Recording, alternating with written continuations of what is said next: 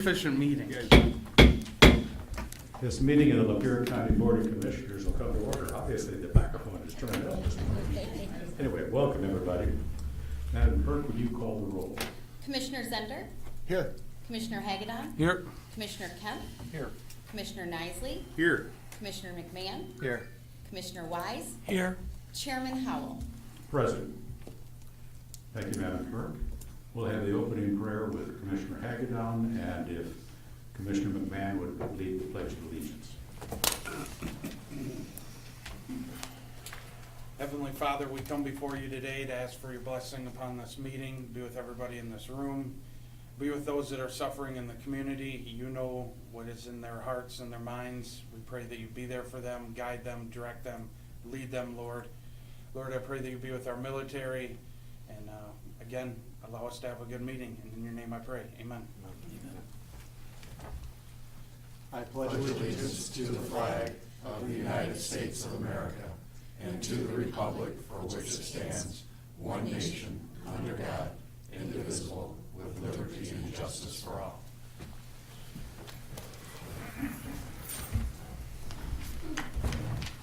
Okay, first we have the approval of the agenda, and I believe there may be an addition to that.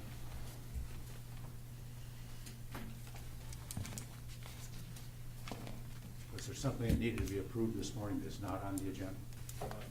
That was for personnel, wasn't it? Oh, that's for personnel, I'm sorry, I was told it was. I'll move the agenda. Support. Moved and supported, all in favor say aye. Aye. We have the minutes of the June 12 Committee of the Whole meeting. So moved.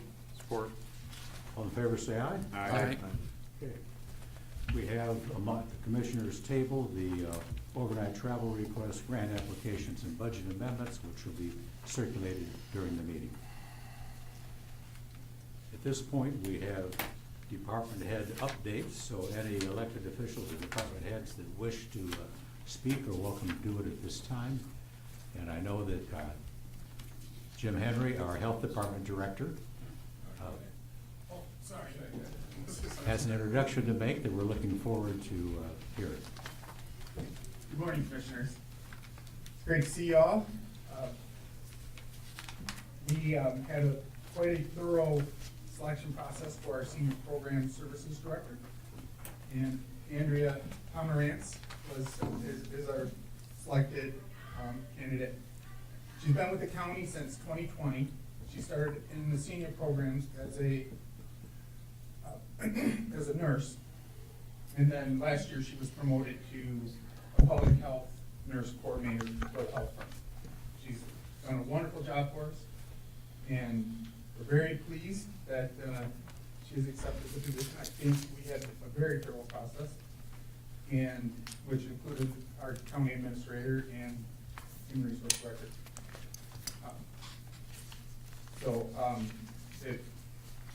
Without any further ado, Andrea. Good morning. Good morning. Yep, so I'm very happy to be here. I have been with the county since November of 2020. I started as a care management nurse. There was a care management team in senior programs. We dealt with the highest acuity clients, so the clients that had the most need in the community. So we provided social work services along with nursing services, and we went in and saw those clients on basically a weekly basis. Then I did that for quite a while, absolutely loved it, did it on my own for a while without a social worker because we were unable to find one. And then I went ahead and accepted the immunization coordinator position. That was also like a nursing coordinator position. I kind of dealt with all the nursing staff and coordinating vaccine, everything that goes with vaccines, delivery, inventory, all those types of complications. And so we did that. I did that for about 10 months, but my heart is in seniors. It always has been, ever since nursing school.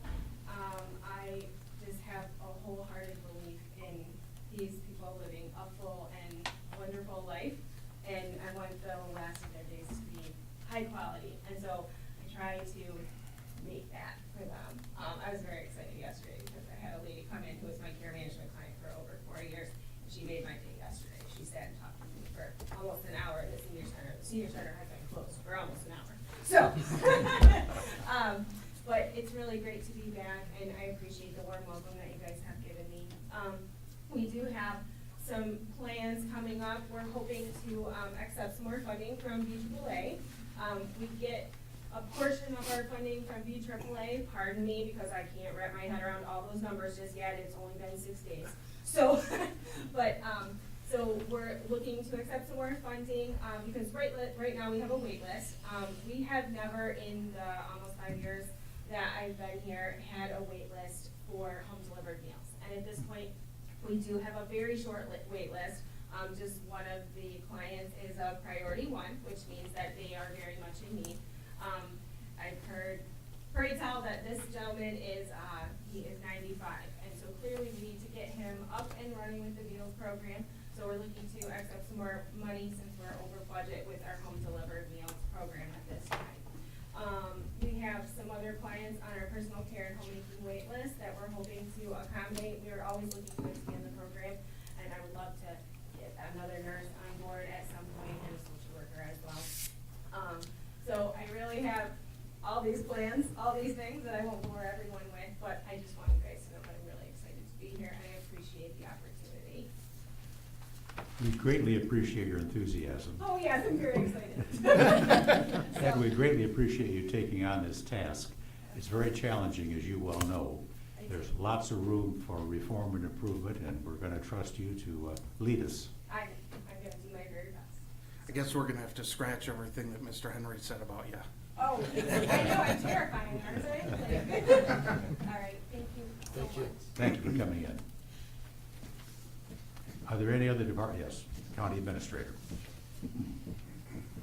Second, now we're very excited to have Andrea part of the team. We actually reached out to her. We thought she'd be a good candidate, just a little bit of a backstory. And she was approached if she was interested in a position. She thought she couldn't apply for it from what I was told. So then we're like, oh no, you can apply. We love for you to apply. So we're actually glad we followed up with her. I'm here primarily today to just give an update. On Wednesday, July 2nd, the county had a false alert of an active shooter on the 3rd floor. I want to say up front that our employees did an exceptional job. We have had training for this the last 2 years. They immediately went to their places to hide and barricade. They did it quickly, they did it quietly. I was told by those that arrived at the building first, it was incredibly quiet, and it was exactly as it was supposed to do, as it was supposed to be. Our law enforcement, our county deputies did an exceptional job going into the floors, doing what they were trained to do. City of Lapeer police did a great job in their backup role. I do want to debunk some statements I've heard from several sources that it took them 7 minutes to get here. I was informed that 911 confirmed that there were 4 city officers that arrived within 2 to 3 minutes, and within 4 minutes they were on the 3rd floor. However, all this being said and done, I'm very thankful. No one was accidentally shot. No one got into a car accident as they came here at high speed. I'm glad that no employees broke their legs going up or down the stairs, or someone didn't have a heart attack. I'm glad these things didn't happen. That could have happened in this kind of this high pitch, high stress, scenario. However, I'm not satisfied with the reasons I was given why this happened. So I put together a 5-member panel.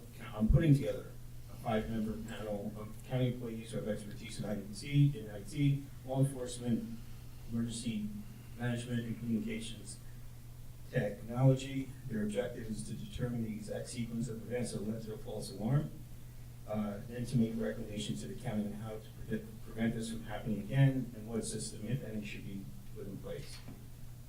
So I'd say on that, and I've also, Sheriff is here as well, and he's going to have a few words there. Any commissioners have questions or comments at this time? We're looking forward to the results of your looking into this. As a layman from the outside, it seems to me the whole system's redundant. The taxpayers in their generosity approved funding for police to be in the courthouse at all times, metal detectors. Seems like this system is only an opportunity for disruption, but that's just my personal view without getting into the details that you're going to do. Thank you very much for the presentation. Great, thank you. Are there any other department heads? We have the sheriff with us this morning. Good morning. Speaking of security, here he is. I don't know about that, but thank you. I wanted to talk after Moses. I had a couple things after, but obviously the whole situation, not ideal. The way it went down, horrible for the people, the employees in here, and obviously the public. I think looking at it, and I appreciate what Moses is doing with putting the panel together, I don't see this as an internal county problem. I see this as a vendor problem. I think there's some things, and I agree with the chairman, that I don't think we had control over how that happened with the research of it. So I love the fact of getting answers, having them with their technology, their equipment of why this happened. The other part of that is, and you've probably seen it in all the media stuff, I couldn't be prouder of how the county reacted. I truly mean that. You can't get, and there were multiple markets that reached out on it, you can't get more of a real life scenario than what we dealt with last week. That was something that threw everybody completely for a loop, wasn't expected, which is a normal situation. To see the way the employees and the deputies handled it, it really was picture perfect.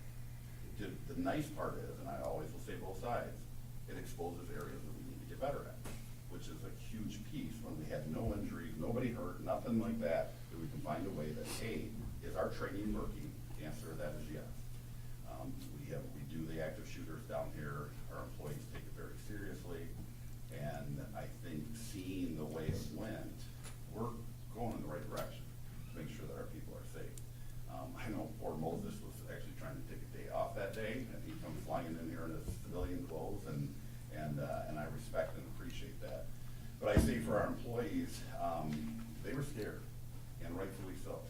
And I think the way that they reacted, we had people that barricaded doors in their offices with that slid bookcases and things in front of the door, which is exactly what we tell them to do. So this was as close to a real life scenario as you could get, and I was very impressed with how we acted. You get in a situation like that, you go through training, a lot of times people just go through the motions, just seeing what's happening. Okay, yep, today is that active shooter drill, and that's what we're gonna do. It was very obvious that our employees didn't take it that way, and the people, even watching the cameras back as people, as the citizens who were in here, they handled it very well too. That's a horrible thing the way that went down. But I think it's good. I always say you take advantage of a crisis. This is the way for us to get better, and it was a way that nobody's hurt, nothing happened. It was obviously a mistake technology-wise, but I think for us it showed us that what we are doing as a county is good not only for our employees but for our citizens. So I was very, very proud of that, and I appreciate Moses and I have talked. We were both here together that day. Talked multiple times, and the seriousness of okay, what's the answers? Why did this happen? How do we make sure this doesn't happen again? So I do have a couple other topics, but any questions on that day from anybody? Okay. Busy. It's summertime, so this is our time where we ramp up a little bit, or a lot. Guys and girls are doing a fantastic job. I like seeing the way, the direction that we're going with it. I appreciate to some of you, obviously on properties, and then as the board, you've seen lately some of the things coming in that are additional promises that I made during the millage in kind of our phase 3 of this, and we're moving forward. I will probably, I'm thinking in the next few months to come in. I know I did it back the first of the year to do another evaluation, a full evaluation of everything that's been done on the millage, so that the taxpayers understand that their money are going to good things. We've also ultimately, you approved the drone project. People, obviously, it's a little bit different. I'm not a technology guy, so I'm a little scared of it. But that project is something that is really exciting for us. Right now, we're currently calling other agencies, some from out of county when we need drones, and all that's doing is taking time for whatever it is, if they were missing or something like that. You're gonna see multiple pieces, not only on technology side, some personnel side over the next 2 months, coming to properties and personnel to increase those promises and backup promises that I made during the millage. So I'm excited about that, and I thank you for all of your cooperation on it. 2 things that I wanted to point out, and I know one, we had a conversation back during the medical examiner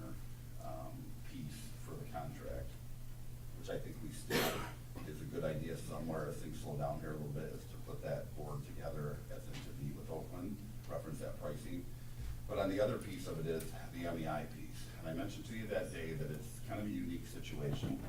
The MEI piece, it's mandated by the county. We have to have the medical examiner, but that's run through the health department. I'm not up here to complain. I'm not up here to say, talk about money, anything like that. What I mentioned to you that day is our investigators are the medical examiner investigators for Owen County. And we send them out. That gets paid out of my budget. I'm not asking for change in any way, shape, or form. What I am trying to say is, I want to recognize the MEIs that we have, because they're just getting absolutely hammered right now. Those men and women that are out there are getting, on the 4th of July weekend, obviously the 4th was Friday, I think, our on-call detectives, I think the number was 6, from Friday night till Sunday night. They had 6 call-outs on deaths. Now, the majority of those were natural, but we still gotta go out on them. So that's something that we've added MEIs. We're doing it with road people when possible that are trained in there, whether it's sergeants or deputies, to try to cut back on the cost to the county. But we have an elderly community, and our numbers are just exploding with our MEI call-outs. So that affects our budget, that affects our overtime, that affects all these different pieces. So I think it's good to educate on that. Like I said, I'm not up here asking to change or more money or have the health department pay, anything like that. It's just more of an education piece. The other group that I want to recognize with that is our victim service unit. As you know, if people don't, or people in the crowd don't know, it was one of the first things that I started when I came in. I didn't reinvent the wheel. I had other fantastic sheriffs from across the state that kind of explained to me how the program worked. We currently have 21 volunteers that are in the victim service unit. What is the victim service unit? They come out for anything. And it was utilized at first as a Lapeer County piece. It has now grown into every department uses us.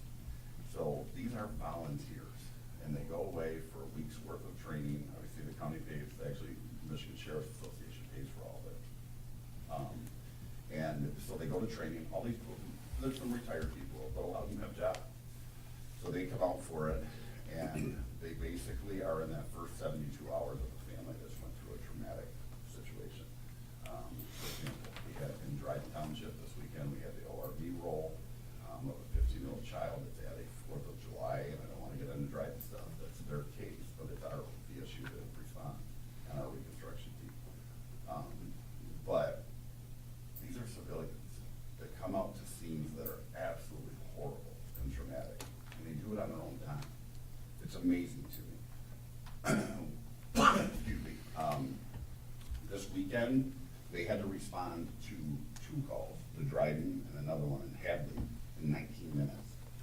We had two different deaths. So they had to call a crew that wasn't even on call on the 4th of July weekend to leave their families to come out to support Lapeer County. It amazes me. It truly amazes me. I mean, I've been doing this for 31 years. I get a paycheck. So that for them to do it out of their heart, out of the goodness of their heart and what they do for our people, in the comments, I get more comments on BSU than any other one of those programs because of the service that it provides. State police is using it. Every agency that we have is using it. We are now getting calls from some things. We had a death of a scoutmaster at one of the camps that passed away, and they called them. So their reputation is so strong. Going to MSA across the state, Lapeer County's VSU is one of the top respected in the entire county. And we're going to be doing a recognition thing come at the end of the summer here. But what I would like to do is somewhere here down the road at a commission meeting is to bring these people in, just so you can put a face with a name. We are going to be recognizing them, giving them awards at our award ceremony this year, which you'll all be invited to. But I'd like to bring them in because it amazes me the service. I mean, they have families. They're at 4th of July dinner just like everyone else was with their families, and they're leaving to go assist us and another family. So amazing people, and I think it's good for us to be able to see them and thank them for the things that they do for our county on a volunteer basis. So that's all I have. If anybody has any questions? Very impressive. We got volunteers like that willing to give of their time. That's traumatic duty to volunteer for. Yeah, I mean, you get volunteer people to do things with these, people, and we debrief, just like after the Dryden thing, we debrief with these people. We have, obviously, mental health and psychology people for their honesty, just like with our deputies, that they have full access to, because we wanna make sure they're okay. I appreciate your time. Thank you. Are there any other elected officials or department heads that wish to comment this morning? Okay. We are now at our first public time. Just as a reminder, we do 2 public times in every meeting. However, the first public time is restricted to those items actually on today's agenda. If you have a generalized comment, you're welcome to speak at the second public time. But this public time is open for anybody that's got an agenda item today that they want to address. Is there anybody? Okay. Mr. Chairman? Yes. I have a question for administration on the budget amendments. Oh. Can I ask that? Okay. And my only question is, on the budget amendments that come around, first off, there's, for the veterans, there are 2 which look like the identical budget amendments in the packet. Is one just redundant, or are they, one's actually signed and one's not signed? And it's probably just a duplicate. Duplicate, so we can toss the unsigned one. Okay, thank you.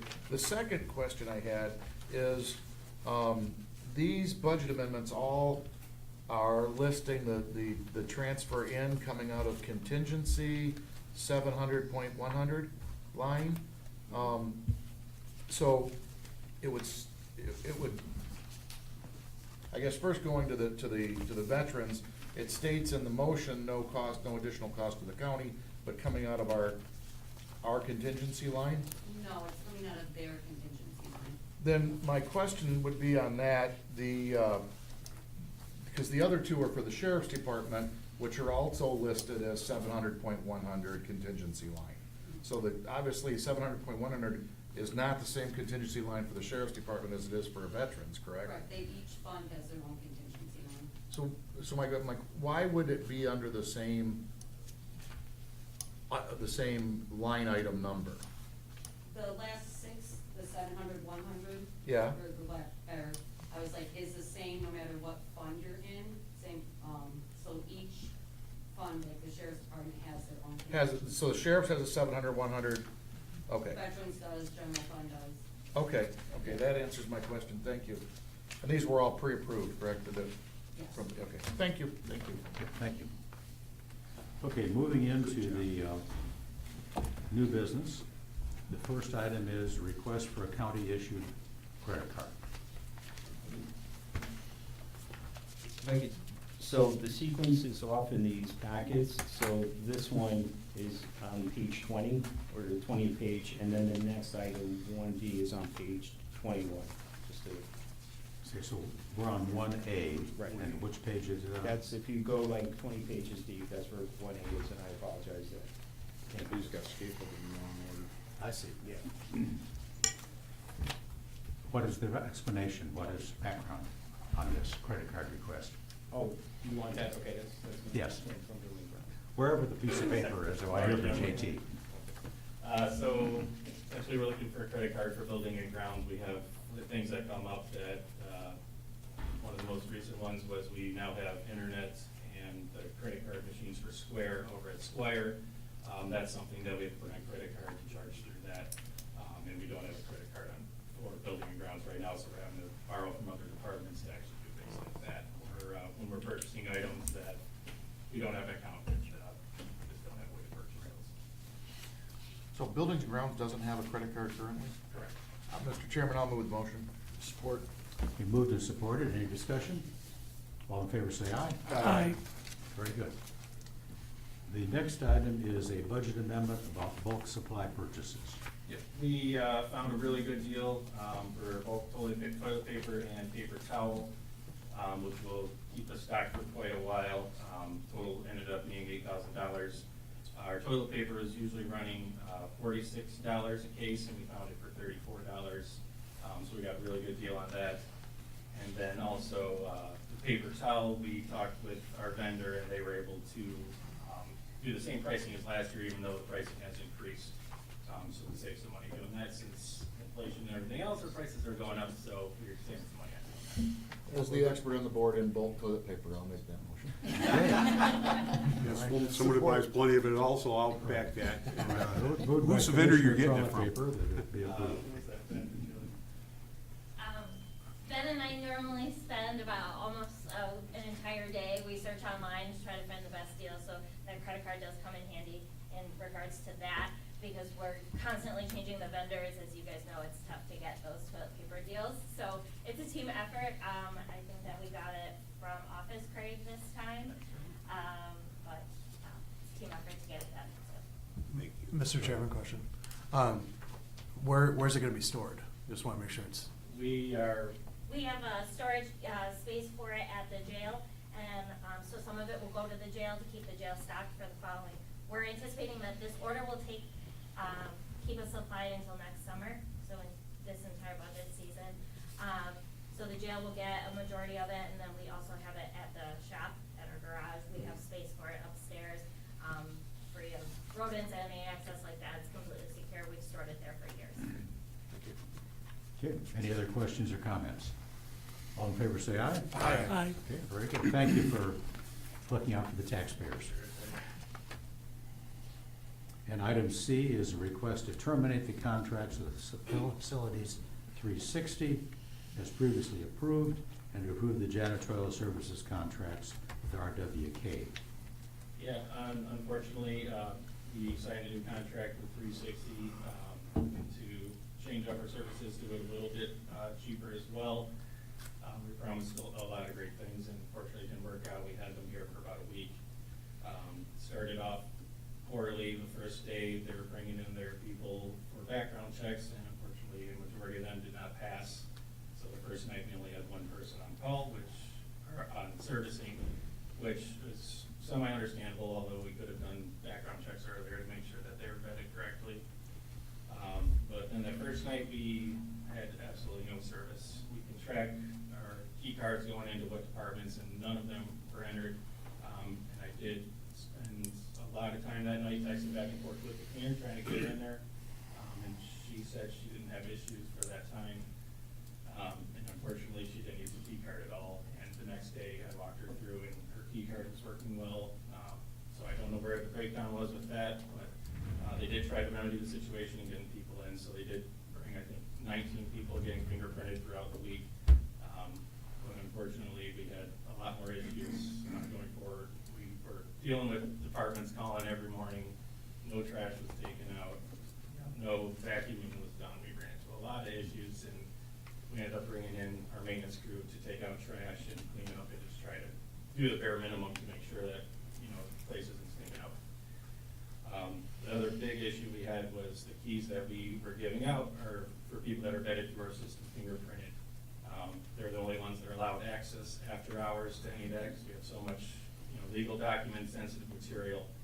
And those were changing hands without our knowledge, and we were able to look through our security video, see multiple people in our building after hours that were not vetted.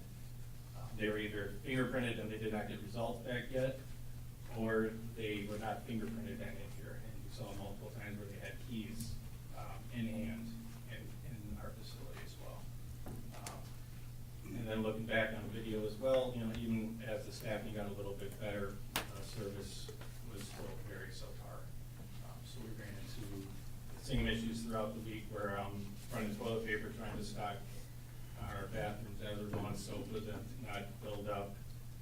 Trash bags, again, I think the best we got was about 15 or 20 of the small trash cans taken out in some of the bathrooms at the end of the week. So it was just a week of, outside of the unfortunate false shooter thing we had that dealing with too. So we had a lot of stuff going on, and it was just a rough time trying to get our guys in here. They were actually in here helping when that drill happened. So our guys were, they shouldn't have been in this building to begin with, but they were here and they were trying to help out getting that done. So unfortunately, it just was not the service we were expecting. Well, thank you for the very detailed explanation, so we have some background.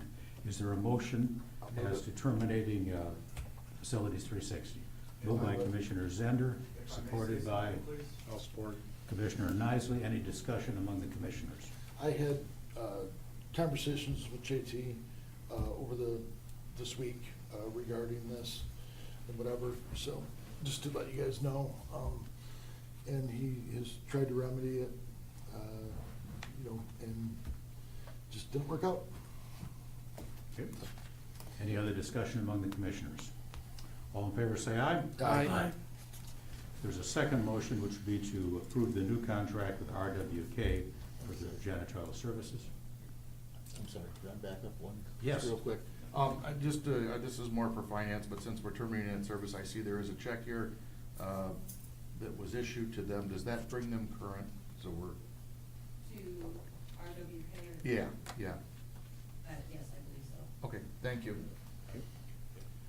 So the motion that we need at this point is to approve the contract with RWK. I'll move it. Moved by Commissioner Hagadon, supported by Support. Commissioner Nicely. Any discussion? All in favor say aye. Aye. Very good. Thank you for working through this challenging situation. Okay, next we have the emergency management people. I'm sorry, public time is not open at this point. We have the emergency management director here to educate us on this. And she had sent me a voluminous plan a while back to look over. Yes, that is the county's emergency operations plan, as proposed, assuming you approve that document. It is a document that's required in order for us to, one, be eligible for state funding, but second, be eligible for federal funding, should we experience a disaster scenario in the county of Lapeer. So what that document is, it is basically the guardrails, more or less, for an array of various hazards that the county could face, and then also the various agencies within the county, should they have to work together in a disaster scenario. Each agency still has their own SOPs that they operate on a daily basis, and that just takes it to the next step to help outlay how they'll all interact in a disaster. So just looking for approval from the chairman, and then I'll take that to each of the agencies, which has seen it at this point. It's just a matter of cart before the horse or chicken for the egg, who would sign it first. Okay, well, I'll have to be first. I guess I need the cliff notes on this. What are the significant changes, if any, from our current plan? There really are not any. There may be down the road, depending on how disaster declarations look. But this is pretty much a exact template of the previous plan. Fair, that makes it easier. Yep, and the last plan was approved in 2019, was in effect through 2023, but then they made changes, so they gave us an extension, so this would just be validated. Very good. Mr. Chair, Commissioner Wise. every police agency has to sign this? No, not every police agency. This one, the sheriff's department, since it is the county plan, would be the primary agency, supported by the other law enforcement throughout the county. So the township, They don't have to sign individually, no. Okay. No, and it's the same with the fire departments. They would have the chiefs association, have their president sign that on behalf of the other departments as well. thank you. You're welcome. Do we have a motion for I'll move it. approval? Moved by Commissioner Zender. Is there support? Commissioner Wise. Any further discussion or questions while we have Sarah here? Okay. All in favor say aye. Aye. Thank you for working on this. Moving next to time, the kids in new directions. We have one of the senior statespersons of the Lapeer County Commission here to make the presentation. Good Welcome. morning. Thank you. Thank you for having us today. Just a little background. When I first became a county commissioner way back when, Judge Fiscal and I were walking down the hall and he said, if we get these kids while they're in elementary before they got to probate court, it'd be better for everybody. And I said, you're right. So long story short, we started the Lapeer County Prevention Program, which turned into Kind Kids in New Direction.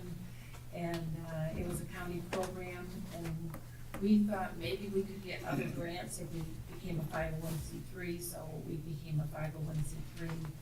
And at one point, the director left, who was full-time, the secretary left, who was part-time, and we couldn't make payrolls, and they talked about shutting the door, and I said, no, it's too good of a program. I'll take it for 20 hours a week for 6 months, get it back on its feet. And I've been there 24 years, something like that. Anyways, so it's worked out. At that time, we served about 23 kids that year, and now we serve about 200 families. We have more than just the one program now. So the program we're talking about today is the high school, junior high program to help kids stay in school and keep from dropping out. It's been very successful. We are in the high schools and the junior highs that sign a contract with us because there's a cost if we don't get everything covered through grants. And we're in there 5 hours a week to help kids stay in school. Chelsea is one of our caseworkers. She is now the assistant director. And this is Nick. He is one of our kids that we have been working with that has really done an amazing job. So I'd like to turn it over to Chelsea and let her talk about some of the things that she does and how she's helped kids that teachers have said will not graduate. We have got them to graduate and walk. And then Nick will talk about his experience. Very good. Good morning, everyone. I'm Chelsea. I've been with Kind for 10 years, and I've been working with the middle school and high school program for about 6 to 7 years now. Just alone this school year, I served with over 80 students. And during that time, it's different support, as the kids would say, because they do have the support in school, the counselors, the mental health workers. But with being an outside agency that comes in, they say they feel more comfortable with us because we can provide a different support than the staff at school. So I have helped students get with mental health, community resources. So we do a lot of the one-on-one support, we help with friendship skills. I have started a grieving and support group at one of my schools, and the high school asked me if I will be doing that at their building next year. So I am working with their counselors to bring that into, hopefully. But I think a lot of the counselors, the staff at the buildings utilize us a lot because we can provide services outside of school hours. So these kids who don't have transportation but want to bring up their grades can stay after school for tutoring, and I help provide transportation home for them. Or the kids that need community service hours, I help students get identifications because they're homelessness because parents kick them out when they're 16. So providing resources to them that gives me capability of just not school hours. And I work with the schools too, so sometimes they work with me. If I can only get an appointment at 1 o'clock, they will work with me for school business to let these kids get the grades they still deserve without letting their personal life get in the way. But we do have Nick here today. He is one of my high school kids I've been helping with this school year. Welcome. Hey, how's it going? I've known Chelsea for about 3 years. Past 4 or so years have been pretty rough for my family. I've always lived with my grandparents. 5 years ago on Mother's Day, 2021, I lost my mom Amanda to a drug overdose. I was homeschooled that year. I came back and I met Chelsea.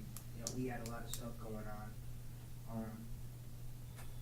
Ever since that, I met her. Every time I've needed, like a job, or I've needed like a resource or just someone to talk to, she's always been there. More recently, the lady who raised me my whole life, my grandma, she passed away this year, and I was supposed to take driver's training. I didn't know how I was going to get it covered. Because my grandpa kind of fell off, and I didn't know what I was going to do. Chelsea was able to get my driver's training covered. She was able to get me set up new jobs. And in the summer, I'm grateful to have this program, and I'm grateful to have these new people right here. So, Thank you for sharing your story. That makes it much more clear to us the services provided. We're able to go above and beyond. You know, we had school calls, the family didn't have any water. You know, this is way outside their realm, but we were able to help them. We helped them get water. We had a family that was living in a hotel and couldn't, it was really rough because it's hard to pay for a hotel all the time. We were able to help them find someplace to live. We do have a lot of kids that get kicked out and are couch surfing, and we are able to help them stay in school, graduate, walk, and it's been a great program. So along with all of our others, we do have, I left you a list of all the programs that we're doing now. We have the MESS program, Manners, Etiquette, and Social Skills. We did that as a trial. We did 10 weeks, and they're like, oh my gosh, can you come for another 10 weeks? And so this is the fourth year that we've had it, and the junior highs are seeing the results of these kids learning manners. For 4 years, they've had less problems in the school with the sixth graders that's had this problem. So, you know, it's, all the programs we have are great. We are looking at expanding. We're gonna try and do a baking program. The thing they said that's really lacking for junior high kids is friendships. They don't know how to be a friend, they don't have friends, and so we're looking at trying to do some friendship things. And for the high school, they said kids are going to college, they're graduating, they're top of their class, and coming to work, and they're getting fired because they don't have any of the soft skills. They don't know how to work with people, they don't know how to talk to people, they don't know how to get along with people. So those are some of the programs that we're looking at, maybe seeing if we can expand and do, especially with the programs that we're doing in the junior high and high school. Any questions? Mr. Chairman, I've just got two quick things. One, and I say this sincerely, Nick, thank you for coming to share your story. And also, I don't care what anybody says, your hair is impressive as all get out.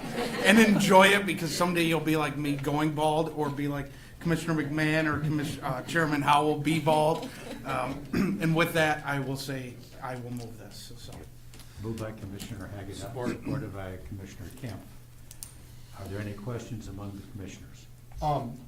Not really a question, but just a statement. I mean, I've seen this program grow over the years. And Cheryl has done just a phenomenal job with it. I think, in talking to Cheryl, one of the best things about this program is it's not some big federally funded program that has all these constraints on it, and they're able to really go where the need is and give the service. And that's the beauty of having a local program. So the only other thing I would say is we are hiring for the Week of Fair kids, so if you know anybody, let us know. If you want a job, we'll give you a job. He's a good worker. Send him, come on, give him my number. Okay, yep, and I will say, we did move, the intermediate school district where we've been housed for 40 years. They moved to over by 69, they didn't have any room for us, so we had to find a new place. So we now have rent and a cell phone that we have to pay for, so things are a little bit tight. And we're above Dagwood's on the 3rd floor. It's really nice, we have 5 rooms, so we can do all the supervised visits there. And our supervised visits have expanded. A lot of counties are using us now because we're really good. And we just had a call from Flint. They have one in Flint that the judge said wasn't working out, wanted them to come to our program, so it was kind of cool. But we are 350 Court Street, Suite 305 now. Mr. Chairman? Yes. So, I know in the past, you provided us letters from, the superintendents and stuff like that. And I believe in several of those that Chelsea was mentioned, if I'm not mistaken. So it's nice to see the lady who walks on water. Those people had nothing but positive to say about you. So awesome job. Thank you very much. We have amazing caseworkers that really work magic with some of our families. Commissioner McMahon, did you have a point? Yes, thank you, Mr. Chairman. It sounds like a wonderful program, and thank you for your service in providing this. But I do have a question about what other sources of revenue do you have? I assume you're not entirely dependent on this $18,000. No. For our main program, which is kindergarten through 8th grade, we work with the child 2 hours a week. We go in the home and work with the parents for an hour a week for about 3 to 5 months. That program, the county gives us $20,000. And we have a contract with CMH to pay if they have general fund money left. So like this year, our bill was about $65,000, I think, and they were only able to pay $25,000. We do have some money, saved up, so if you know me, I'm very conservative. So when we couldn't make payroll, we now have some money in the bank. And so that funding, if CMH is able to pay, then that's where that comes from. The MESS program, the schools pay for, the grieving program, which is, we call it lifting burdens now. They used to call it a grief program, but I said, you know, it's not just about a parent dying, but sometimes it's a divorce, sometimes it's something else. That's been a very popular program. And, sorry, the school pays for that. Supervised visits, we do sometimes get a grant from a friend of the court. And Genesee County, they have a grant too, the same grant, that we're able to pay for some of the people, but most of that is self-paid. And what are the programs? The Citizen Probation Council, that was a standalone nonprofit. When Mike Sharkey came in, he didn't use the program, we had to close it down. When John Miller came, he wanted to bring it back, so I said, can we just put it under kind? And because I was the director of that too, so it just kind of made sense. And that's self-paid, they have to pay to be in that program. So I'm always looking for grants, you know, things like that. I have been able to write some grants for the food pantries because they're so short on protein that the foundation, Lapeer Foundation, I called to see if they would have something and asked if I could write a grant for all of the food pantries. They said that'd be fabulous. So I've done it 3 times now where they get 300 pounds of hamburger for a 3-month period. And my chairman of my board said, what, am I in the hamburger business? I said, no. He's, why do you do it? I said, because I can. So, you know, I've always looked where there's needs in the community and trying to fill that. So the new programs that we're looking, vaping has been a huge problem at the junior high. And so that's what we're looking at, doing some of that. So our funding is, you know, kind of hit and miss. We are going to, if CMH is not going to be able to pay, we're going to struggle with that, the main program. And we serve about 75, 80 kids at least a year in that program, and it costs us about $80,000 a year for that. So I might be back to see if the county wants to help fund some more of that. CMH isn't able to pay.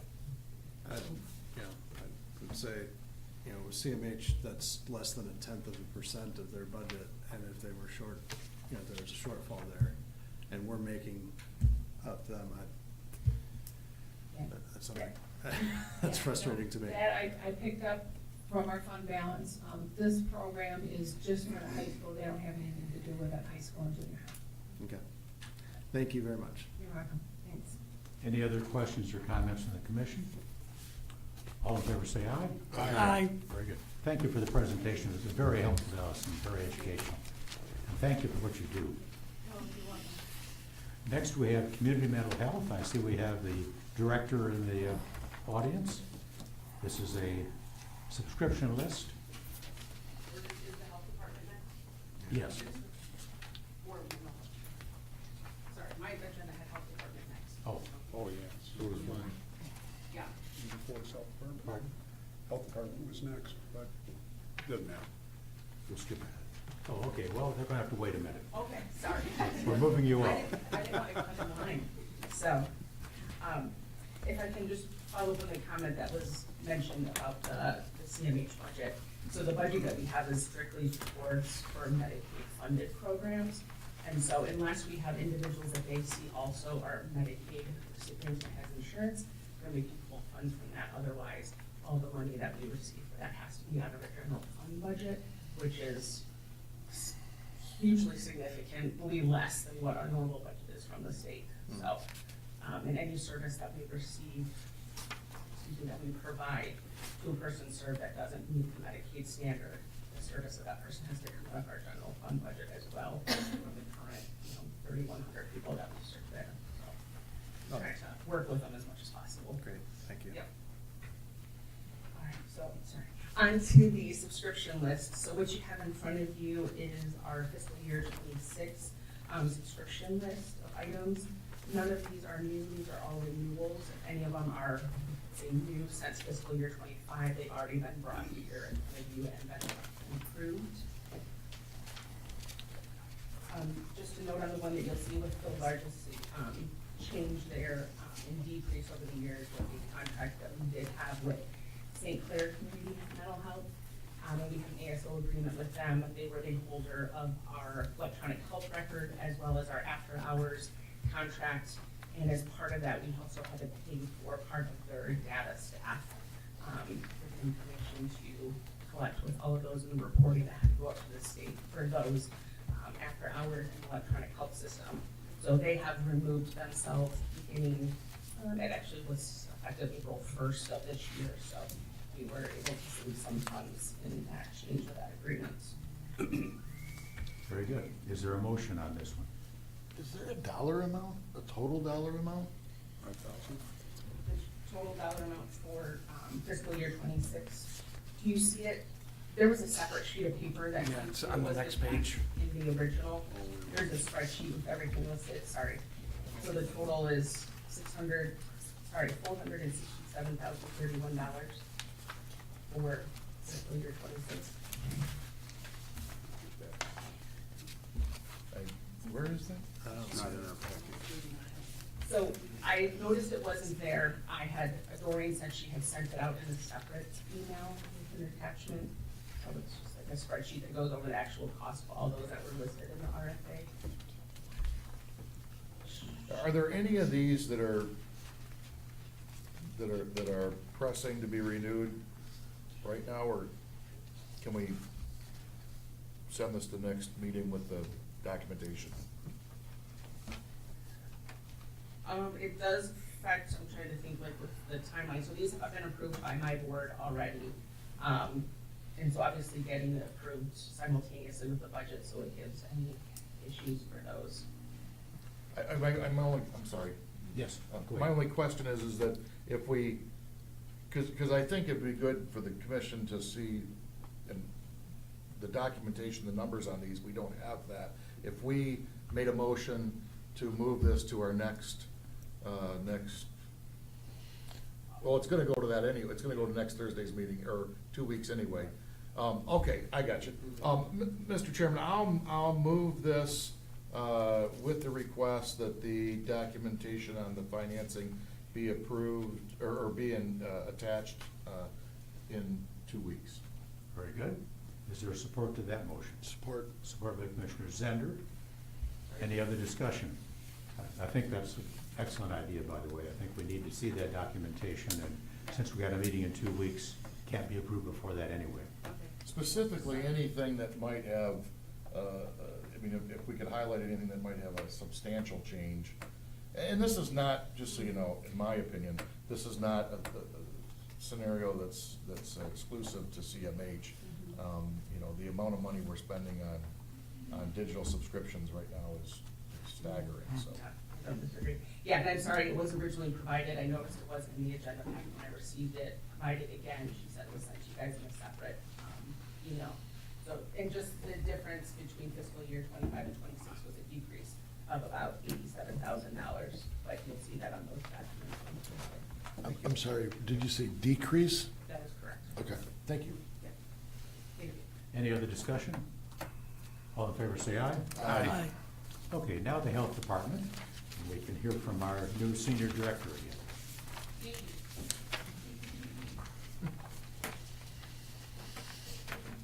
Good morning again, commissioners.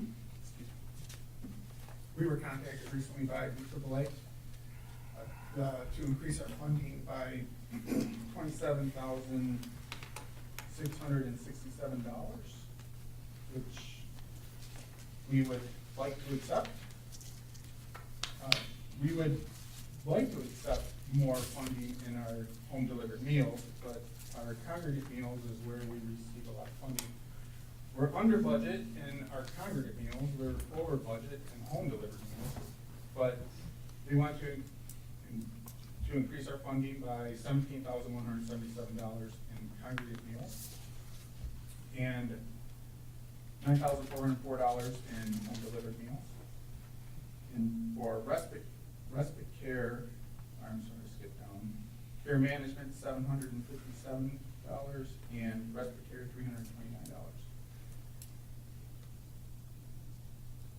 $329. During our budget hearing, I was asked by Commissioner Zender about a wait list for our home delivered meals. And I wasn't sure, we had about 30 people on the wait list, Andrew's been here for 6 days. I asked her to look into why we have a wait list. And would it be okay to explain that now at this time, since we are increasing some funding in home delivery homes? Go right ahead. All right. Okay, so, how the wait list works is that every client, when they initially call to get services, whether or not they're through a referral or a direct call to senior programs, we do a phone screen with them initially.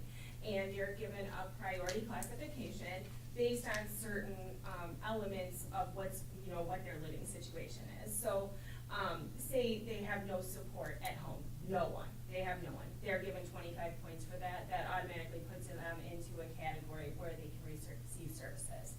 Then, if they don't drive, automatically, they're gonna go ahead and they're gonna receive home delivered meals. Obviously, if they're seniors, not gonna have any of those services.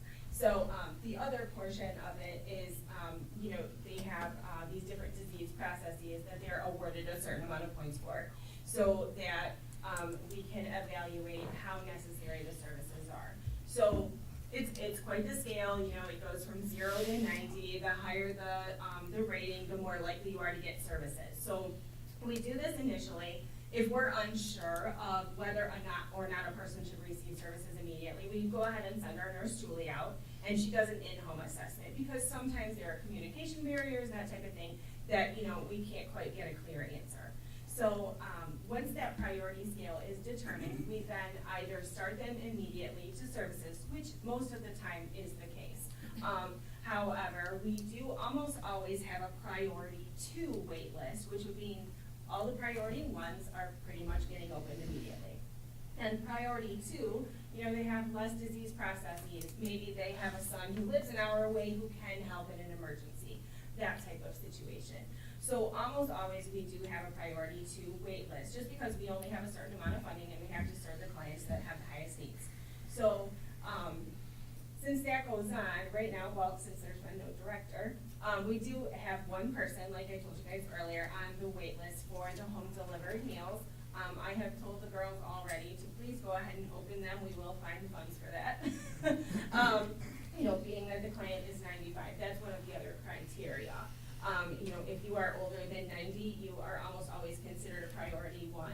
And of course, if you're living alone, there are certain criteria, but almost always when someone's over 90, they receive services. So, there's, and then there's also a wait list for homemaking and personal care, which is lower priority than meals. We all have to eat. But in general, our wait list will be 10 to 20 people, because we only have the capacity with our funding at this point in time to have between 220 and 265 clients open to personal care and homemaking. So right now we're maxed out, so there is a priority 1 wait list as well as a priority 2 wait list. Right now we have 20 people on the priority 1 wait list for personal care and homemaking, and then when you bump down to priority 2, we have 73 people waiting for services.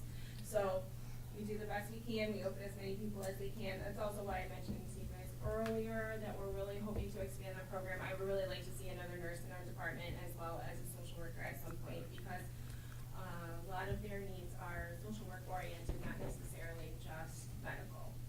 So, does that seem like a good enough explanation? Very helpful. All right, good deal. Absolutely. So we have one person and priority 1 on the home delivered meals wait list. I mentioned 30, there's priority 2, which we had 19, and then priority 3, there's 3. So, Okay, so we have funding from VAAA. Is there a motion to approve? So moved. Moved by Commissioner Zender. Support. Supported by Commissioner McMahon. I have a question. Yes, So- any discussion? So is this grant going to fund, provide additional funding for these, and so that'll alleviate this wait list, is that, okay? It'll help. That's the hope. A lot of the funding that they're providing is towards congregate meals, which, those are the meals that we provide in the service centers. There's a suggested donation, they come in, they have a nutritionally acceptable meal. We're hoping to find some creative ways to, use our congregate meal funding as well. We have emergency meals that all of our meals clients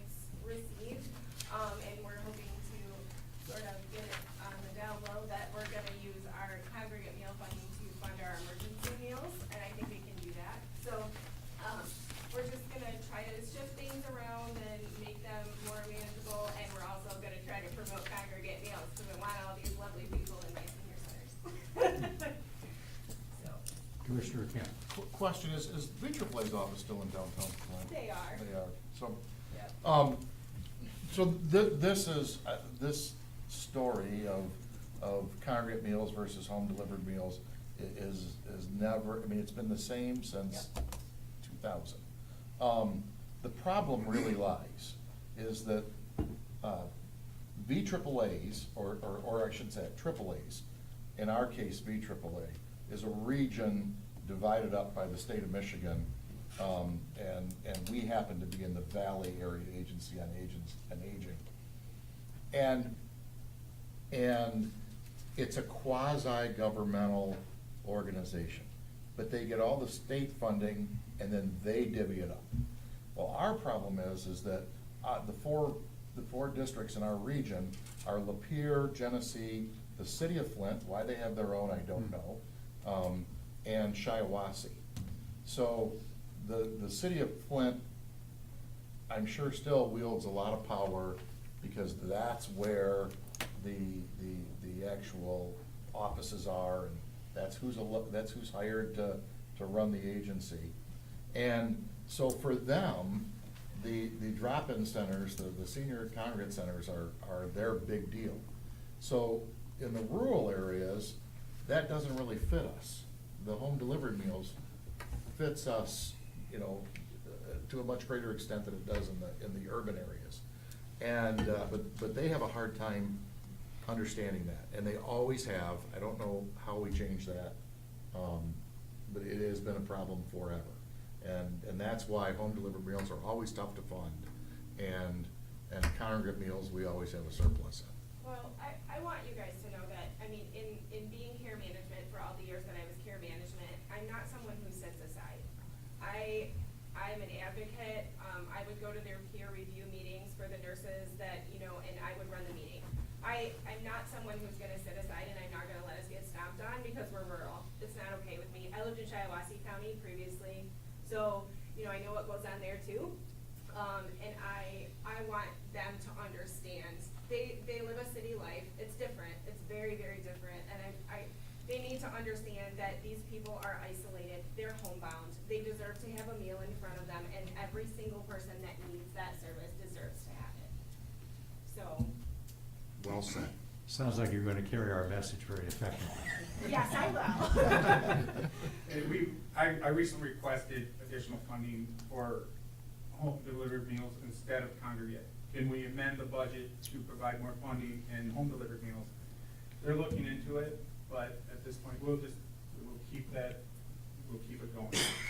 Cheryl Clark for years led the fight through MAC in the state to have VAAs basically eliminated and the funding come directly to our senior programs in the counties, and beat her head against the wall to no avail at the end. But and it's staggering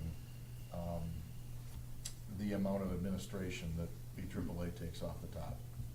Well, right now we're going through, they may be taking our care management program as well, which is very close to my heart since I did it for so long. And on one hand, I'm like, well, okay, I guess I can have less to do with you people. But then on the other hand, I'm also very much, you know, it's sad because those people are the ones with the highest needs. And they want us in their homes because we're friendly and we're kind and we have respect for them and we want them to, you know, live out their days with dignity. And the people that they send from the city are not quite as compassionate. So we're gonna try to amend all that, and I wanna get this program and make it bigger and make it so that everybody that needs these services can get them. The VAAA, they wanna take all of care management. They wanna house it in Flint, so the Shiawassee and us, they want to take the care manager part of this program, which we don't agree with. And I requested, when I spoke with our executive director, that we have some new leadership, we want the program here, and they said for this coming year, they're going to take it and run the program in-house in Flint. Sounds like bureaucratic creep, where they want more and more authority. I got a communication from her I was impressed. She had to tell me that she was she, her, hers in order to respond to her. Anyway, just classic bureaucratic stuff. And if we can find a way that Commissioner Kemp was alluding to have this funding come to the counties in the first place, we can make way more efficient use of that money. We don't need the size staff of administrators that they already have over there. Maybe with a change of state administration after the elections, we could have better luck on that. Commissioner Zender. So, why would they care? I mean, if it was just divvied up for meals, and you folks choose, you know, That's why I how don't much for home understand it either. and how much for congregate? It seems like it should just all honestly just be lumped together, and you can use the portion that you need for congregate meals, and you should, and that was where my mind was as well, and I feel like that's what we're gonna try to push for, because it doesn't seem like it's even necessary. Why are you dividing it? Why is that necessary? Right. So, you know, that's what I'm gonna push for. Because obviously, like say, City of Flint, their need is way different than Exactly, ours. yes. BAAA is, you know, right downtown. I honestly, I don't know where the senior center is in Flint. I just know that if you live in downtown Flint, you can walk everywhere. You can't walk anywhere here. Right. But Yes.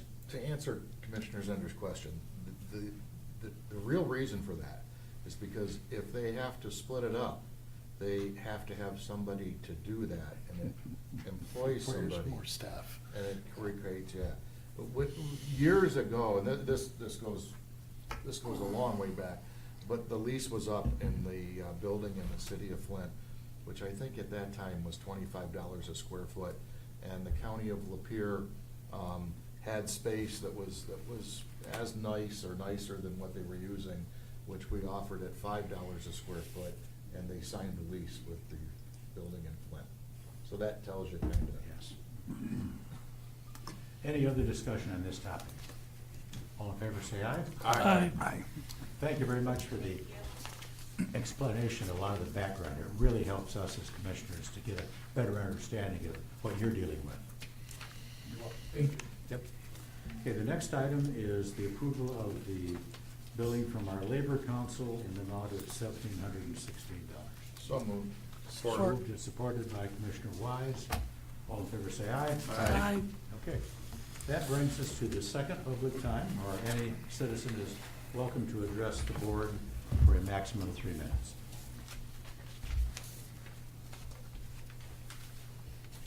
Really quick, Carol Lynn, Marathon Township.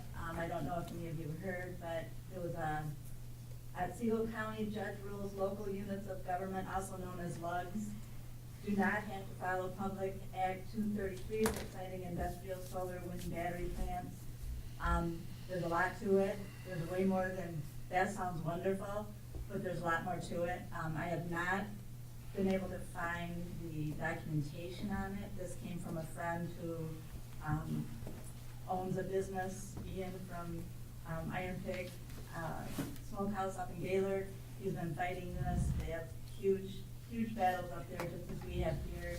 And also, I don't know if you all know that DTE has filed suit against the St. Clair County Health Department and the St. Clair County Board of Commissioners, and is asking the court to declare the St. Clair County solar regulation null and void. And of course, we knew that was probably gonna happen, but to me, it's a shame. Thank you. Yep. Thank you for the update. Anyone else wish to speak during public time?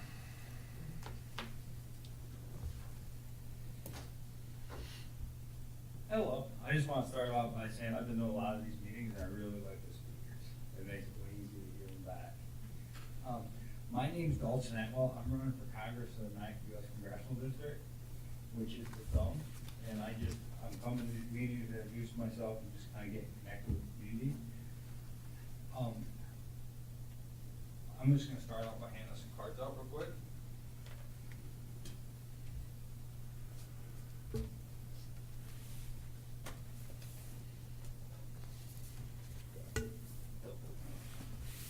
So, without the speaker, how I intend on winning is I'm door knocking every inroad in the dump, which I've been at it for a few weeks. I've been to Huron County commissioners meeting. I've door knocked everywhere in Huron County. I've door knocked, most of, Tuscola County. I've door knocked, most of Sanilac County. Now I'm working my way through, Lapeer County. Just to tell you a little bit about myself, I've been in business for 12 years. I started with $1,200. I have 8 to 10 employees now. I'm the busiest corner in Saginaw County, just south of Franklin, Michigan. And I'm gonna hand out some cards to these people too. Thank you. Nice to meet you guys.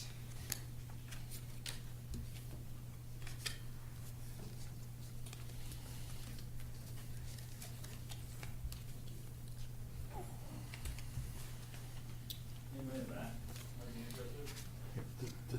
This is public time. Are you done speaking? No, I'll be back. Your 3 minutes is running, you know, while you pass out this stuff. Yeah, you can see I don't talk very much. So do you guys have any questions for me at all? I'm running as a Republican. There's only 2 people that can statistically win this seat. Our current representation, their biggest complaint is they're not available to the constituents. And, in business, I've been as available as you can possibly be. I've done business in Lapeer County for 12 years. Everybody in this room gets flyers from me in the mail, yellow flyers, from Stone Yard 3 times a year. Any questions for me while I'm here? No, not at this time. Okay. This is your time, so thank you for introducing Okay, yourself, nice and you're to meet welcome you to guys. attend our meetings at Yeah, any time. Yeah, you probably won't see me again. I gotta go to all the meetings. Yeah, you have doors to So, knock, you guys right? have a nice day. Yeah, thank you guys so much. Yeah. Anybody else wish to speak during public time?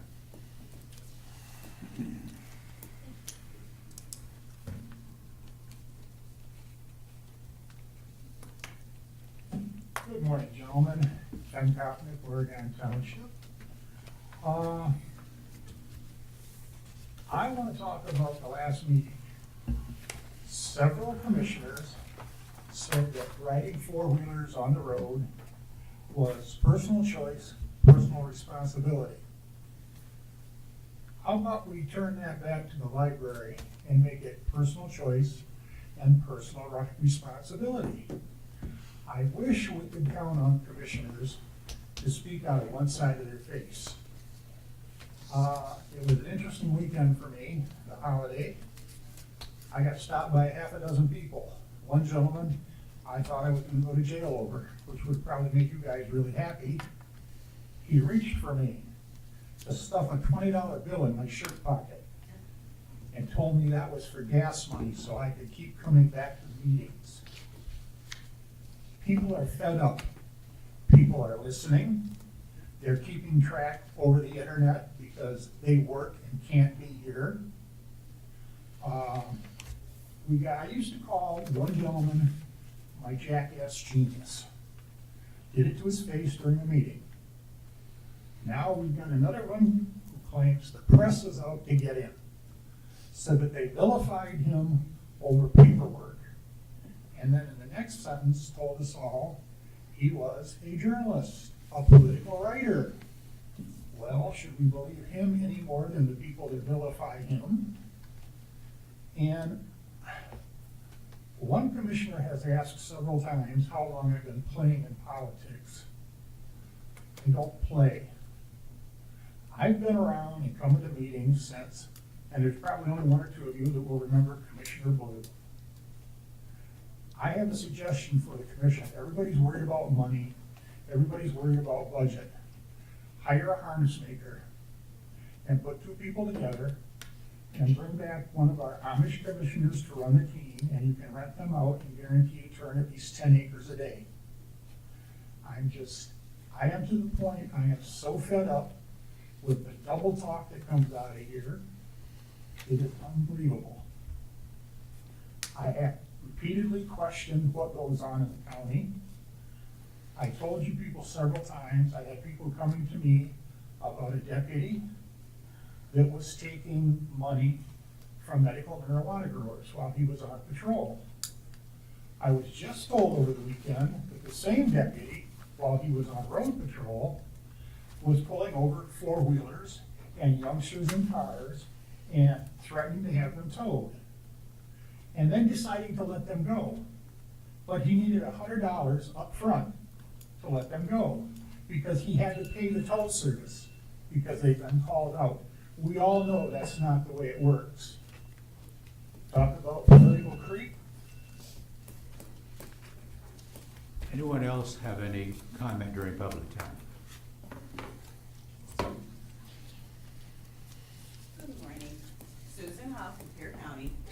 And I'm a little concerned about what's going on in the Lapeer District Library too, but from a fiscal perspective.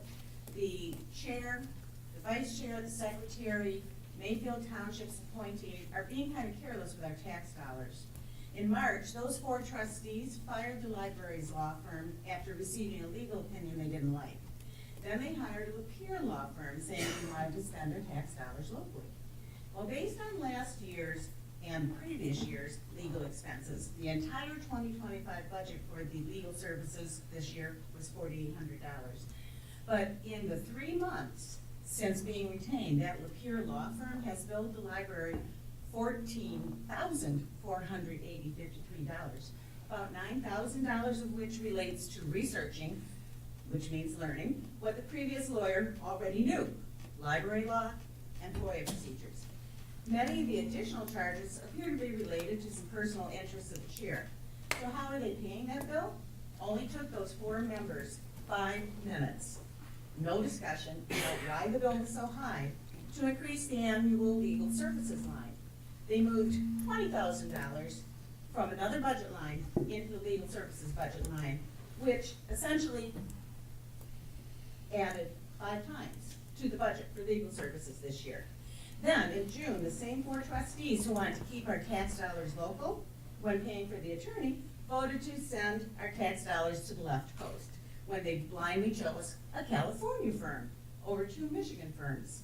It's not clear why, because the firm they chose, Summit HR, sent a proposal that was really nothing more than a contract. Didn't tell anything about who they were, what they'll do, and the vice chair who recommended them couldn't answer questions about them, and he couldn't even remember who he talked to at the firm.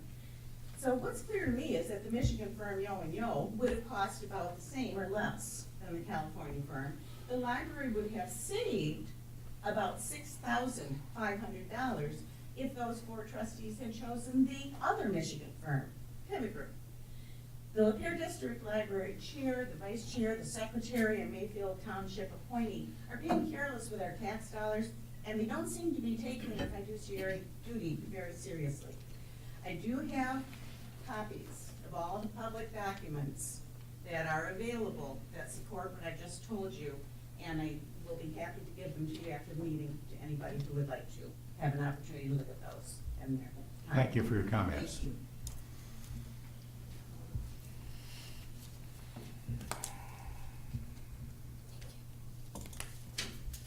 Karen Pacheco, Metamora, and you knew I was gonna make time to come back after the commissioner comments at the end of the last meeting, because what I presented to you was a packet of information, good information from the American Academy of Pediatrics, the U.S. Consumer Product Safety Commission, the manufacturers of the vehicles themselves, the Specialty Vehicle Institute of America, the Recreational Off-Highway Vehicle Association. And we had 3 commissioners up here who apparently think they know more than those hundreds of experts who made these determinations that off-road vehicles should not be on our roads.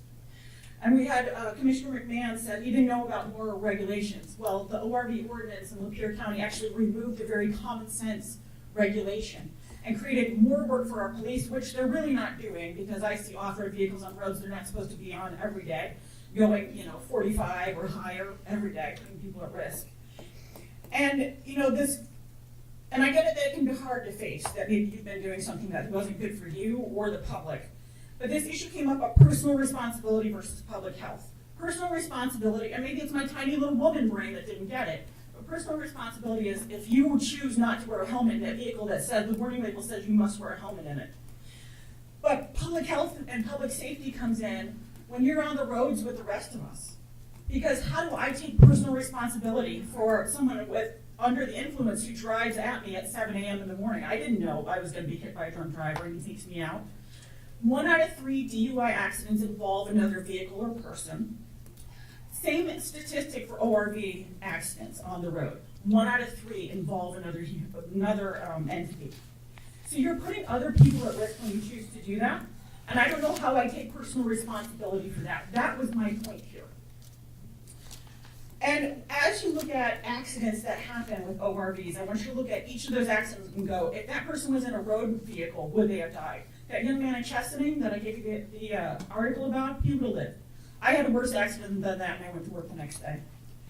So, but I want to talk to you about Mr. Nisley saying I want to ban the balloon festival in Metamora. I do not want to ban the balloon festival. I want them to fix the safety problems there and at least get to a basic safety standard, because we don't have a fire marshal looking out for us.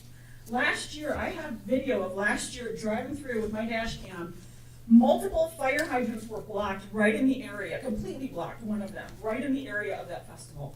There are no fire lanes. I've seen the plan. I provided you the plan for that festival. There's almost nothing on paper saying where the police will be, where, if there are a first aid station, almost nothing. There are no fire lanes laid out. There are people parked up and down both sides of Metamora Road. How are we going to get people in and out? And so I worry about, as a resident, will help be able to get to my house if I need it. Our people, they just do not document it, and it is not even at a basic safety standard.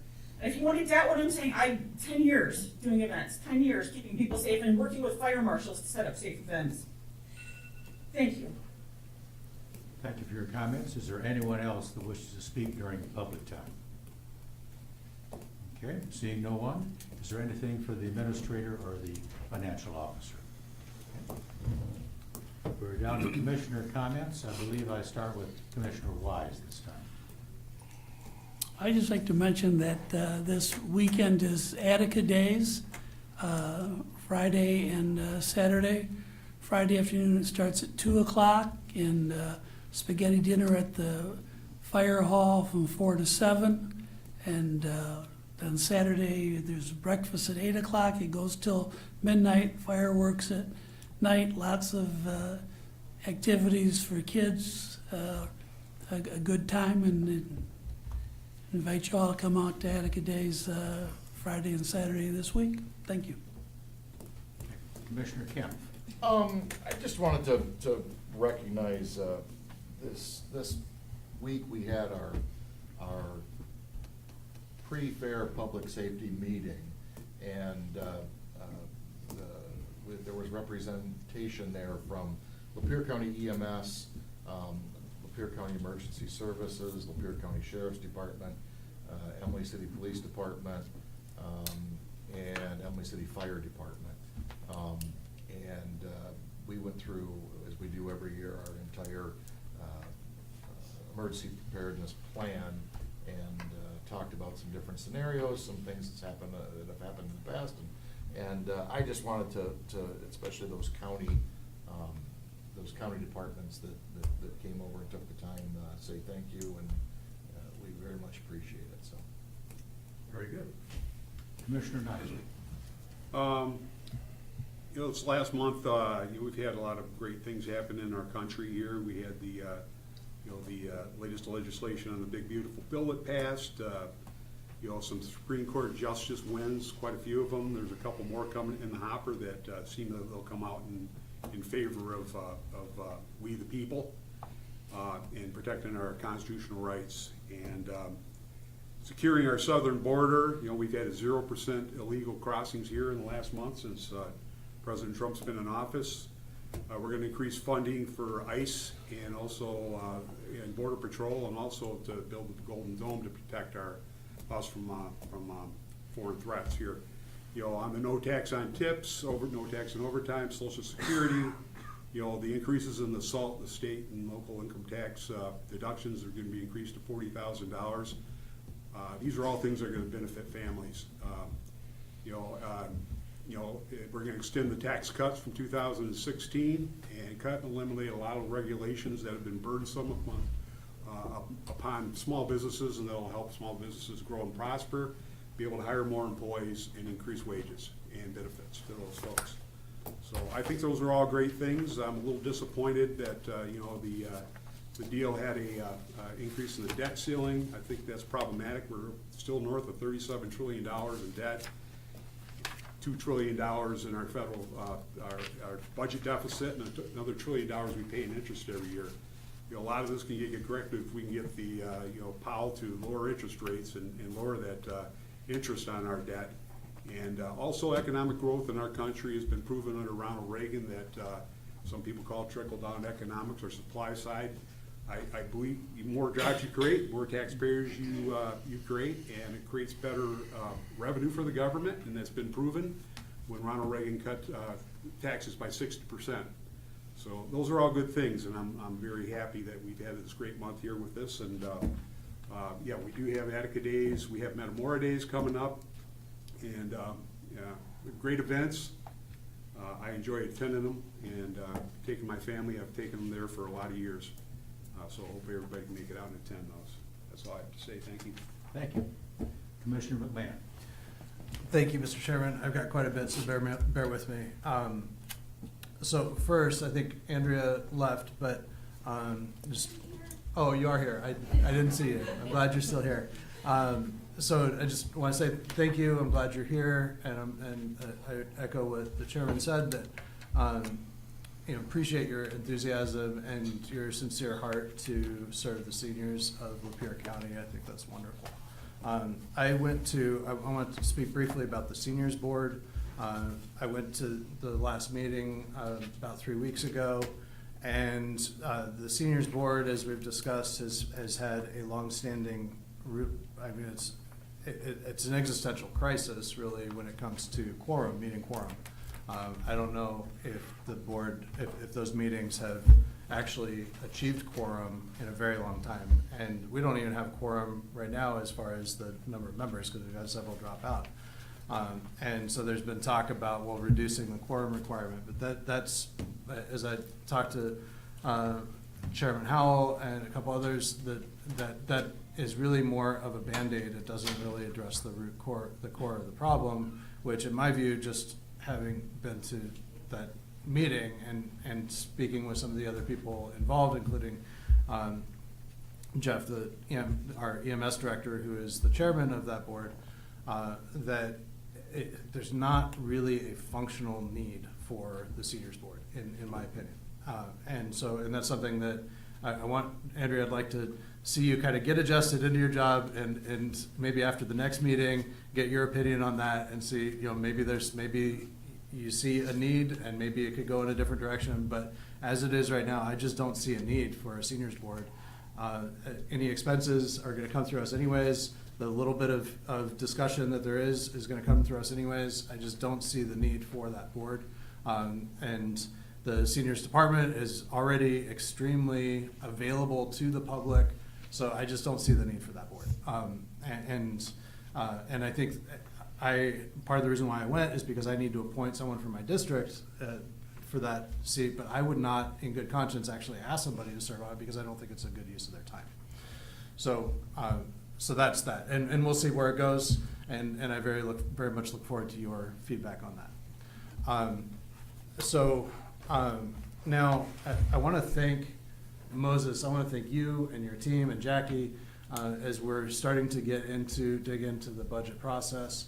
Several weeks ago, we voted on a tax raise, and I did not support that. I wanted to keep our taxes where they were, property taxes, and even to cut them. And I was told by the other members of the board, well, wait till the budget process, that's where we make the cuts. And I still hope that we can actually make cuts. And I don't even know how it's going to happen, because we're looking at a 5% raise. We've got a 4% collective bargaining agreement raise on our labor.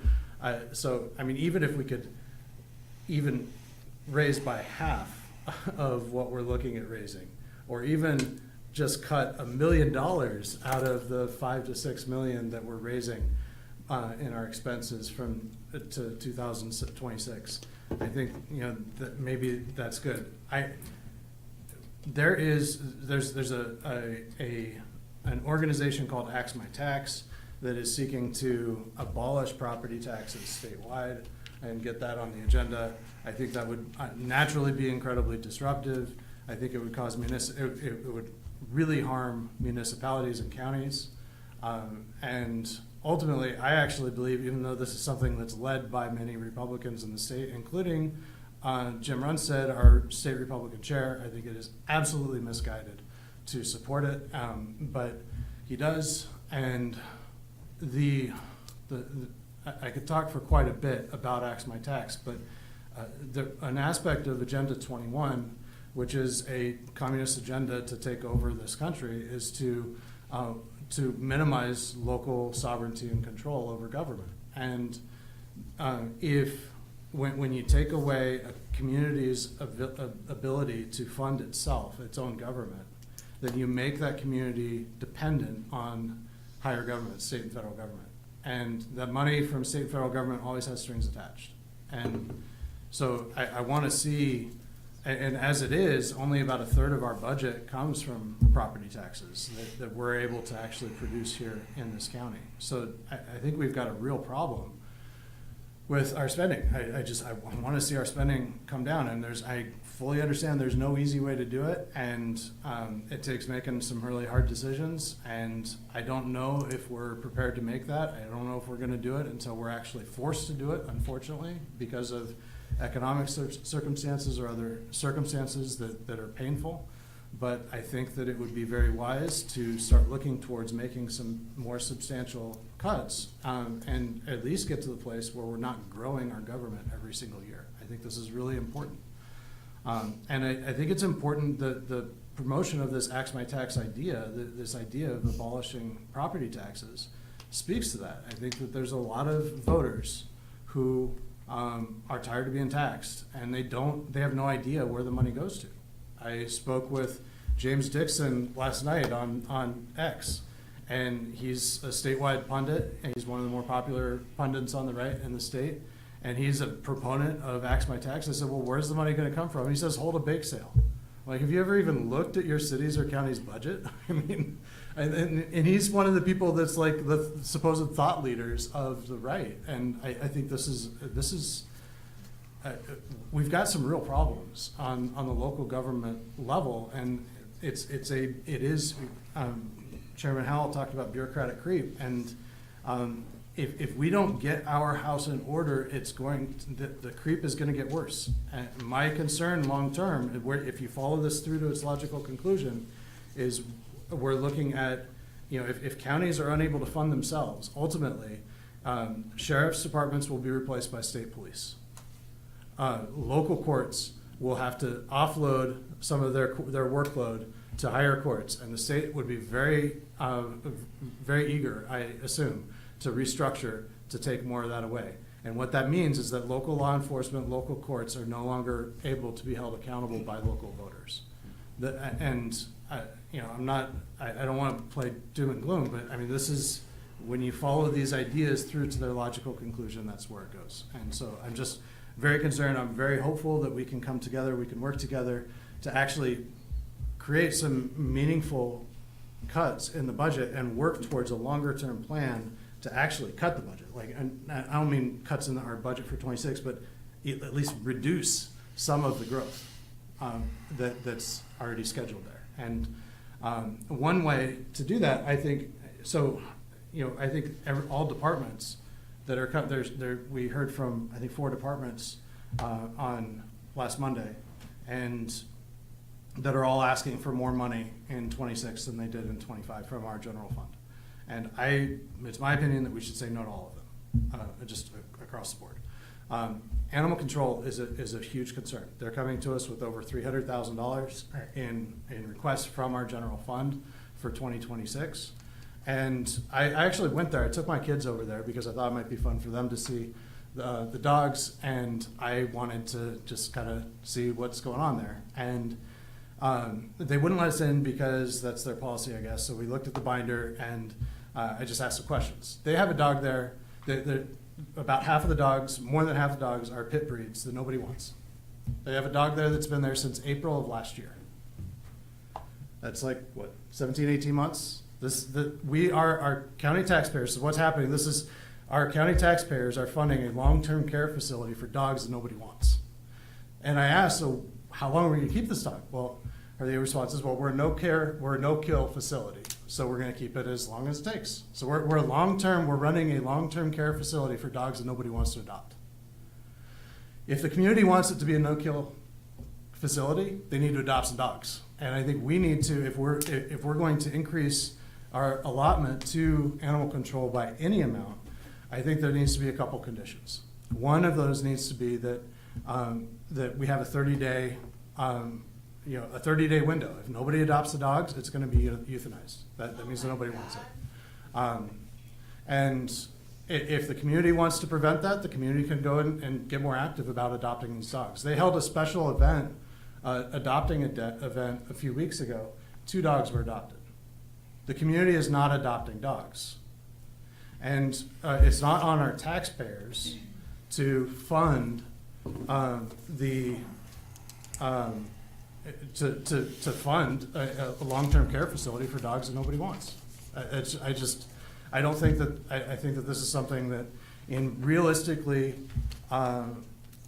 representing the majority of our constituents, I think that this is something that we should put on our big boy pants and be serious about.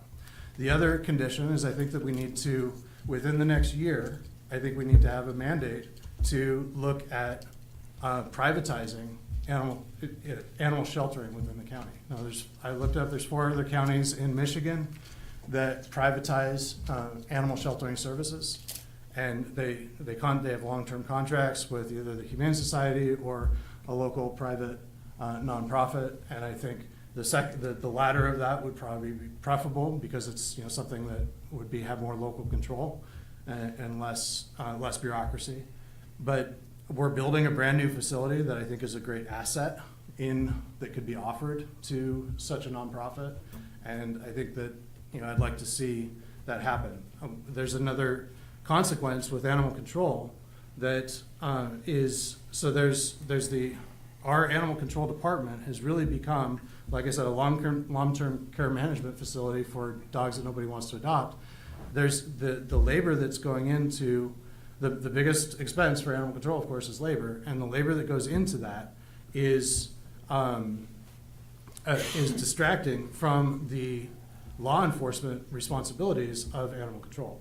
And there have been some noteworthy incidents of dogs that had been previously reported that ended up getting involved in attacks, and some criminal situations that have happened as a result of that. And I think that if the law enforcement duties, which is basically enforcing the laws when it comes to animals, and I'm not talking about licensing, I'm talking about taking care of animals that are actually creating a physical harm and a threat and endangerment to human beings and to property. That should be the responsibility of law enforcement. I think law enforcement is much better trained and equipped to be able to handle that. So the animal control issue is a big issue, and I think it deserves some time and consideration. I've been looking at this from every angle, and I made everyone here laugh just in the sense of brainstorming solutions. Okay, well, maybe another solution is to put forward a millage and let the people vote on it, but I really don't think that that's the right solution. I think that we need to get animal control off of our books. Otherwise, it's going to continue to grow, and because we're just going to continue to take these animals, and being a no-kill facility is I think it's absurd. If people are offended by killing dogs that nobody wants, then maybe they should adopt them. I mean, that's pretty straightforward. So now the one other thing that I wanted to talk about was part of the last meeting, and I think I'm willing to talk about it because I think it's something nobody else really wants to talk about, but our prosecutor came in very hostile in the last meeting. And it was a public meeting, and there were no members of the public there. I mean, we're going through the budgeting process. There's not a single citizen there. I didn't get a call from any citizen. I didn't get an email from any citizen saying, hey, could you work on lowering our budget so we can cut our taxes. I haven't had any call from any citizen in any way about the budget. But I would encourage citizen involvement in this budgeting process. It's incredibly important. We're doing it right now for the next year. Everything that we do after this is just automatic. Like we just, every meeting, as you guys see, we have to just rubber stamp whatever's already been budgeted. And so now's the time, if you want to get involved in determining what's going to happen with our budget, come and talk to us. We want to hear from our constituents, at least I do. So John Miller came to us. There is apparently in 2028, there's a projected deficit even after the money from the millage that he's received. He was extremely hostile. There was a veiled threat of litigation against the county. He was accusing us falsely without making an emotional argument without any evidence to support his argument that we have cut his budget by 24%. It's not true. The numbers are very clear, and we have been producing and providing the prosecutor's office with exactly what they were getting before the millage from our general fund. So I want to voice it publicly. I don't appreciate the manner in which he came. He's not here today. He's welcome to come and defend himself, and if he does have evidence, he's welcome to share it with us. But I think it would be far better if he did it without the hostility and the threats, and there's been just some very unprofessional behavior there from him, and I just want to make the public aware of that. All right, so that's big. I apologize for taking so much time, but I think all those issues are really important. We appreciate the fact that you're delving deeply in a lot of these issues. I know it takes a while to talk about it, but you're doing the kind of job that commissioners are supposed to do. Commissioner Zender. Okay. So, again, as far as cutting the budget, we sat in the budget hearings, and the graphs kind of show where the big areas are. Sheriff's Department is huge part of our budget. The voters also voted a millage for that, saying that they want this. So to talk about just making cuts, I don't think that's a fair statement. I mean, I'll be happy to have a conversation with you. At any point, you come up with a plan as to where we're going to cut, what departments, and that sort of stuff. We'll have the conversation. I think all of us will. But just to say that we're going to cut $1 million out of the budget, it's absurd. So that's just my feeling on that. Animal control, that's a whole nother issue. And again, I think you'll find that a lot of the community does want a no-kill facility. Could be wrong, but on a happier note, just to remind everybody, the fair in Emily City is July 22nd through the 26th. Hold on, what were those dates again? And I would like to echo Mr. Kemp's comment on the meeting we had yesterday for the safety. The departments that were out there, it was awesome. So thank them very much. That's all I have. Yep, I hope everyone had a great July 4th. Coming up July 28th is the Lapeer County Sheriff's Office Road Patrol's golf outing. It's being run by, and I mean no disrespect to anybody else on the force, one of my favorite people on the force, Don Brady, is in charge of that. So if you want to get involved in that at all, get a hold of him. That's all that I have. Thank you very much.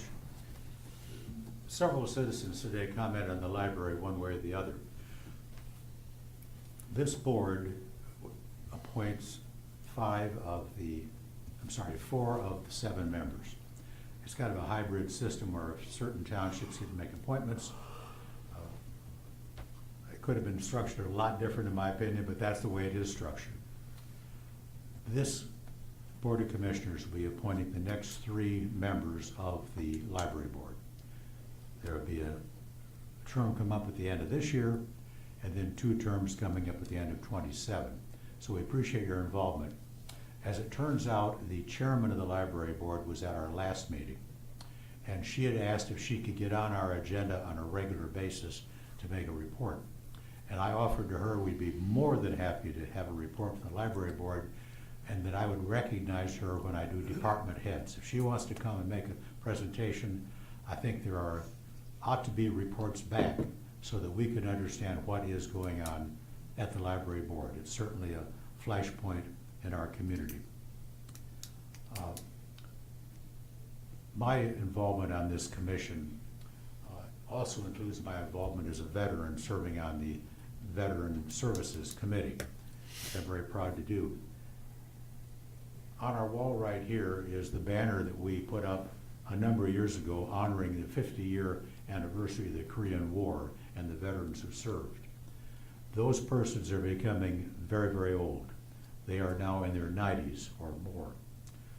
On August 2nd, here in Lapeer at the American Legion building, our Veteran Services Committee is going to sponsor a luncheon honoring Korean War veterans in Lapeer County. This is probably a last opportunity, frankly. We had 26 veterans we could identify. A number of months ago, we now got 21. I'm old enough to remember 1959 when the last Civil War veteran died, in the 1970s when the last Spanish-American War veteran died. It won't be long we won't see our Korean and World War II veterans.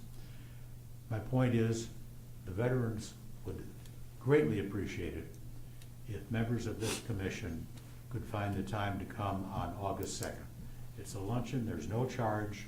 There'll be a program at the American Legion building set for 1 p.m. on August 2nd. You should get an emailed invite, but I want to reiterate it. This is our chance to really thank those people who made great sacrifices fighting the evils of communism in the 1950s. I had the honor of serving in Korea in later years. I was the beneficiary of the fact that they defeated the communists, and we were just there when I was there to hold the line. I'm deeply appreciative of the fact of what they did. So if anybody can find time at 1 p.m. on Saturday, August 2nd at the American Legion building, I'm sure our veterans would appreciate you attending. A somewhat related comment to veterans, I want to commend Commissioner Kemp and Commissioner Zender, the fair manager and the fair board chairman. On July 24, they're going to have Veterans Day at the fair, which any veteran can come in free of charge and enjoy the day at the fair. It's a nice recognition. We appreciate, the Veteran Services Committee appreciates it, which leads me to a related thing. Obviously, these two gentlemen will not be here at our meeting on the 24th. They have a fair to run. So this may be a challenge on quorum. If anybody cannot attend, any commissioners cannot attend the July 24 meeting, please let me know as soon as you can. So if need be, we could reschedule a meeting. Hopefully we'll have at least 4 or more of us here so we can have the regular meeting date. And with that, I am done. I'm waiting for one last motion. Motion to adjourn. Were you going to, on the 24th, you're going to provide some transportation to the other commissioners to come over for the auction? Oh, really? That's what weren't you gonna do that? Make sure they all come and. Commissioner Kemp is off the record at the moment. Greg has a minivan. We can all pile into You're a Greg. soccer mom. Horse trailer. I'm still waiting for that last motion. Motion to adjourn.